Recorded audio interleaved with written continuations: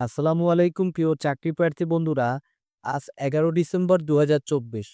প্রতিদিনে প্রকাশিত বিভিন্ন দৈনিক পত্রপত্রিকা থেকে সংগৃহীত আমাদের আজকের এই কারেন্ট অ্যাফেয়ার্স। গতকালকের কারেন্ট অ্যাফেয়ার্সে তোমাদের জন্য কুইজ ছিল, সবচেয়ে বেশি সংখ্যক দেশসহ মহাদেশ কোনটি? উত্তর হচ্ছে আফ্রিকা। বিশ্ব মানবাধিকার দিবস কত তারিখে পালিত হয়? উত্তর হচ্ছে ১০ ডিসেম্বর। জাতিসংঘ ঘোষিত সার্বজনীন মানবাধিকার ঘোষণাপত্রে কয়টি ধারা আছে? উত্তর হচ্ছে ৩০টি। জাতিসংঘের সাধারণ পরিষদে সার্বজনীন মানবাধিকার ঘোষণাপত্র কবে গৃহীত হয়? উত্তর হচ্ছে ১৯৪৮ সালের ১০ ডিসেম্বর।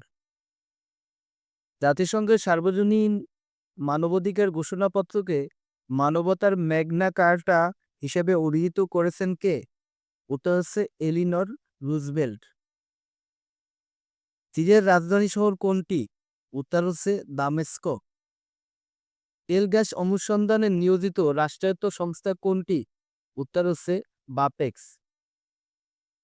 সাহিত্যে নোবেল বিজয়ী প্রথম নারী সেলমা লেগাউফ কোন দেশের সাহিত্যিক? উত্তর হচ্ছে সুইডেন। নোবেল পুরস্কার কোন সাল থেকে দেয়া হয়? উত্তর হচ্ছে ১৯০১ সাল থেকে। বিশ্বের প্রথম কম্পিউটার প্রোগ্রামার হিসেবে বিবেচনা করা হয় কাকে? উত্তর হচ্ছে অ্যাডা ল্যাভলেস।